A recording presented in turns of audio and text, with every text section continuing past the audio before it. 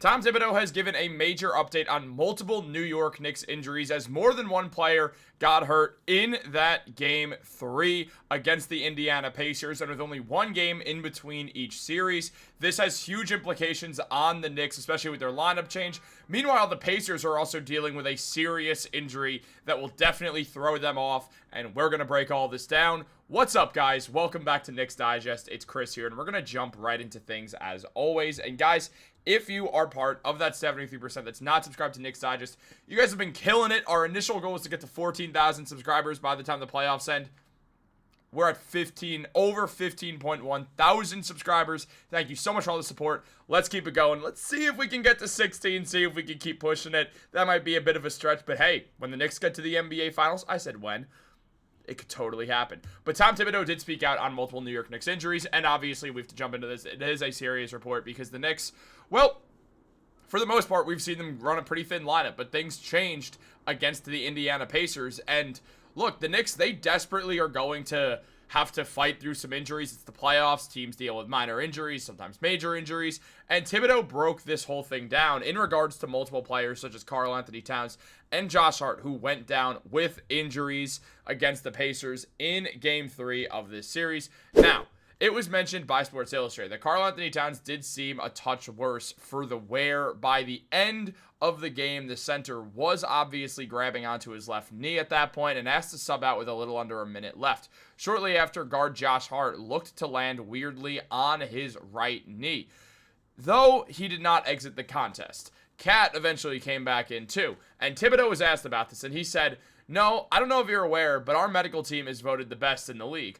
Hart and Towns are tough-minded, and at this time of the year, the mental toughness is probably more important than the physical toughness, and both of those guys are mentally tough," which I think is huge. Now, I know some people are going to debate if Karl-Anthony Towns is mentally tough, but Tom Thibodeau's got his guys back, and look, after that game, Towns looks mentally tough. That man is not afraid of the smoke. All the people saying he's soft, he is proving them wrong. He has to keep playing like this. When he's playing angry, when he's playing aggressive, he's showing that Miles Turner can't really guard him at all. And it led to Towns having a 20-point fourth quarter. The Knicks need that version of Towns. And I know we're not going to get a guy who's putting up 20 points every quarter. I get that. He's not scoring 80 points per game for the rest of the playoffs. But what I'm saying is when they get an aggressive Karl-Anthony Towns like that, they truly look like an unstoppable offensive force, especially when you have Mitchell Robinson out there anchoring the defense and getting second chance baskets as well for when Karl-Anthony Towns is out on the perimeter shooting threes. It really does make this unit very, very sound, and they work super well. And what we saw was the New York Knicks come back from a 20-point lead once again. The Knicks have been doing that. They've been breaking these 20-point leads wide open and coming back and winning games. For the third straight time this playoffs, they did it, or not straight time, but for the third time, they did do that. So absolutely huge to see, and it's very important. And as we know, they were named the best medical staff. The Knicks medical team was named by the NBA Athletic Training Staff of the Year, by the NBATA, the Athletic Training Association. Now, or the Training Association, not Athletic Training, you know what I mean. Look, it was year one for Casey Smith in New York after the Knicks hired him away from Dallas as the Vice President of Sports Medicine entering this season. We saw the Dallas Mavericks deal with a ton of injuries this season, including both Luka Doncic when he was there, and then Anthony Davis when he was there, and Kyrie Irving, obviously, though the Irving one is kind of less preventable and just, unfortunately, sometimes people make bad steps in their ACLs tear.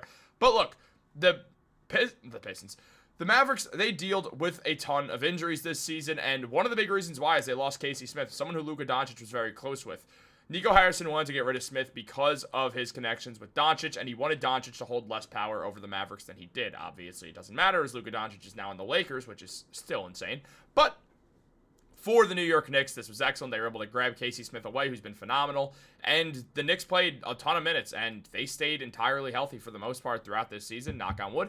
But it does look good for the Knicks. Now, these guys are dealing with injuries, but they have the best training staff in the NBA looking after them, taking care of them while they get ready for this game tomorrow. We both know how Towns and Josh Hart are. They'd walk through fire to play in a game. Towns hates missing games, as noted by the fact that he didn't miss a game until he got in a car accident and was concussed. And under that circumstances, you're obviously not allowed to play basketball. So he did not play for a bit, but it was the first time he missed a game, and it took him 2.5 years. I know he's missed games later on in his career as he's gotten some more serious injuries, but those are cases of bad luck. When you hurt your calf, you're out for a very long time. Karl-Anthony Towns had a bad calf muscle injury, and it just kept him out. It doesn't mean he's injury-prone. I frankly don't count Karl-Anthony Towns as an injury-prone guy. Same way I don't count Julius Randle as an injury-prone guy, and just a guy who had bad luck 2 years in a row, so it just looked that way. But look, in regards to Josh Hart, that man, I mean, he had a serious abdomen injury last summer, or last playoffs, I should say, against the Pacers, and he fought through it. So he landed on his left wrist, but Josh Hart is going to be like, I'm a righty. It doesn't matter. I have my right arm. It's fine. I don't need my left arm. That is just who Josh Hart is, and Karl-Anthony Towns is very similar. Both these guys are obviously super important to the New York Knicks, as we've seen Karl-Anthony Towns be a monster in this Eastern Conference Finals, putting up 26.3 points, 11 rebounds per game, and 1 assist. Karl-Anthony Towns has been everything the New York Knicks have needed him to be. He's had excellent shooting splits, shooting 52.1% from the field and 45% from 3. In that span, he's taken around 6.7 threes per game, shooting 8 threes, then 5 threes, then 7 threes. So he's shooting from outside the perimeter, and he's shooting well. He's shooting 45%. You need that out of Karl-Anthony Towns in this moment in time. Meanwhile, the 52% as well is showing that Towns is ready for the moment, and he's fighting hard in these moments. Now, yes, I do want him to take more shots inside the arc because of how good he is scoring down low, especially on Miles Turner. But right now, Cat is working really, really well. He had a rough start to the game last time around in Game 3. He only had 4 points in the first half, but he got things going, having that 24-point quarter in the fourth. We have to see him stay aggressive like that, and when Miles Turner's on him, we are seeing Cat be more aggressive, which is absolutely huge for this New York Knicks team and is going to be conducive to them winning games. So we love that. We like the work that Karl-Anthony Towns has been doing, especially after last night. And Josh Hart, it's a similar situation here. Josh is averaging 9.7 rebounds, 7.3 points, and 4 assists in 3 games in the Eastern Conference Finals as well. Having great Josh Hart stat lines of 18, 13, and 7, 8, 10, and 4. 2 key games that Josh Hart absolutely does, with Game 2 not being his best game at all. But Josh Hart has been confident out there. We're seeing a good version of him. He is coming off the bench, which I like better. It makes the bench look a lot more cohesive, something that Knicks really needed to address. So it's good that they did that. I'm a big fan of them addressing that issue. Meanwhile, you just look at all of these teams. You look at how the New York Knicks have gone about things, and it's obvious that these guys are going to be important players, even with the Knicks expanding this rotation a little bit. We've seen now a game where 9 guys played. Now, DeLon Wright played mainly for 2 reasons. Jalen Brunson and Deuce McBride found themselves in foul trouble. Landry Shamet just played over Cameron Payne because they didn't like Cameron Payne's production, averaging only 2.1 points per game these playoffs.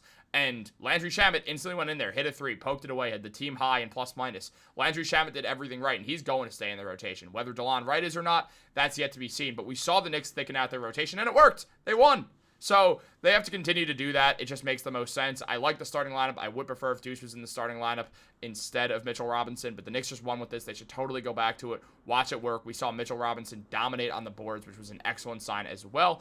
I know he only had 6 rebounds, but he was awesome getting rebounds over Miles Turner, giving them real trouble. And this was not Mitch's best game, and he still was such a positive impact on that starting unit, especially defensively. It changed the way the Pacers played. The Pacers played with more fear, and they settled for worse shots, and it led to the Knicks having more success. Now, obviously not early on, but they did get it going as time went on throughout the game. I don't like that Tibbs played Mitch the first 11 minutes of the game. I thought that was a little bit strange, but it is what it is. I don't think he'll do that again because Mitch was clearly burnt after that, and kind of stayed a little bit burnt. Mitch has to be played in shorter spurts. He hasn't played much basketball over the last 2 years. So it is important to play him in those shorter bursts. It's when Mitch is most effective because he gives 1,000% every single time. So that's very important that the Knicks continue to do that. Meanwhile, when the Knicks, their high in minutes was 37. Pacers had the guy who played the most minutes in the game at Andrew Nembhard, who did not have a good night at all, going 2 for 9 and 0 for 3 from 3. The Knicks were playing very good defense on the Indiana Pacers. We also saw Tyrese Halliburton tie the Knicks highs in minutes at 37. So we saw more minutes be played in what was effectively a 9-man rotation for them. Benedict Mathurin did play a few minutes, but didn't really add anything, so they took him out, didn't go back to him. Ben Shepherd's been very good for the Pacers, specifically on defense, but he's been good.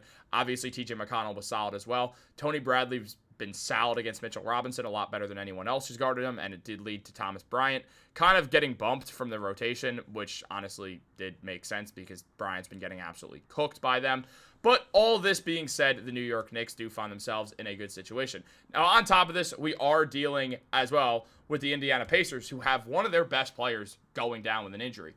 Aaron Nesmith did hurt his ankle. He sprained his ankle later in the game against the New York Knicks, and look, I think there is a fair argument that Aaron Nesmith has been the most important player for the Indiana Pacers thus far into the series. And the reason I say that, outside of just that Game 1 masterclass that he had, and I mean, there's no way to see that and not be like, you know what?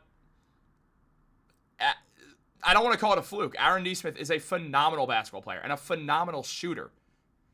But that was a 1 in a million chance of all those unfortunate, unlikely events hitting the Knicks at once. Bad turnovers, bad play, Aaron Nesmith not missing at all, Tyrese Halliburton's shot. It was just consistent, awful basketball from the New York Knicks in that final minute. And I don't really think we're going to see that again. But outside of that, Nesmith has been a bad, bad man against the New York Knicks. There's no way around it. Nesmith has been awesome in the playoffs. And Tim Bontemps mentioned that Aaron Nesmith will likely be listed as a game-time decision tomorrow and probably will be questionable, per Pacers head coach Rick Carlisle, who said Nesmith was predictably sore. Nesmith was walking with a noticeable limp in the locker room post-game after an ankle sprain. Now, this does have a huge implication on the Knicks for a few reasons. First of all, Nesmith guards Jalen Brunson. That is the man who is guarding Jalen Brunson. What we saw last year was Nesmith get put on to Jalen Brunson halfway through the series, specifically Game 3, the first game the Pacers won, when they won 4 of the final 5 games and eliminated the Knicks, something the Knicks now have the chance to reverse and show what goes around absolutely comes around. But Nesmith was the guy guarding Jalen Brunson. There's a noticeable difference in Jalen Brunson's efficiency. Now, Brunson's unbelievable right now. 30-some-odd points per game right now in these 3 games. He had the worst game of his playoffs literally last night in Game 2 at the time of me filming this and releasing it, because I'm releasing it on the same day I'm filming it, May 26th.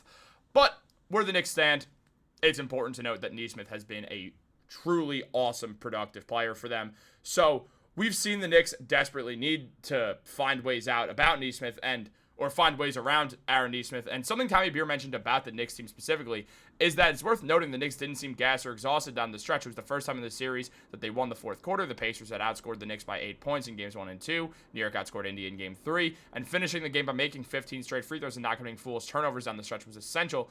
Were the key contributors getting more rest and being less tired a factor in those areas? Yes, probably. And that's important to note because now against Aaron Nesmith, things are going to be a little bit different because he's going to be hurt. And look, unfortunately, it just is what it is. A guy who in Nesmith is excellent, putting up 16.7 points, 5.3 rebounds, and 1.3 steals in these 3 games. He's been unbelievable. Dude, he's shooting 73.3% from 3.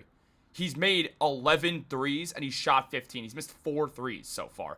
Aaron Nesmith has been awesome for the Pacers, and now either hampered, he's not going to be able to move as well, he's going to struggle to guard Jalen Brunson as well. It's going to have a serious impact on the Pacers. Now, again, I would not wish injury. I'm not wishing injury. I'm just saying factually, it's easier to beat the Pacers when Aaron Nesmith is injured compared to when he's healthy, especially when he's cooking right now and doing a solid job on defense. I don't know why my brain just broke right there, against Jalen Brunson. Probably because this video is running super long. So we're going to wrap this thing up, guys. Look, if you enjoyed the content, make sure to subscribe to Knicks Digest. Do you think Aaron Nesmith being injured is going to cause the Pacers to change their game plan, considering that Andrew Nembhard cannot guard Jalen Brunson whatsoever? Will they start Ben Shepherd to guard Jalen Brunson? What do you think is going to happen with these Knicks injuries? Will Towns fight through it and continue to produce this way? Will Josh Hart still lead the bench in an excellent way? Let me know in those comments down below. I will get back to you. Guys, like this video, subscribe, turn on post notifications. Have a great day, and go Knicks. Sorry for the longer video. Just a lot to go over.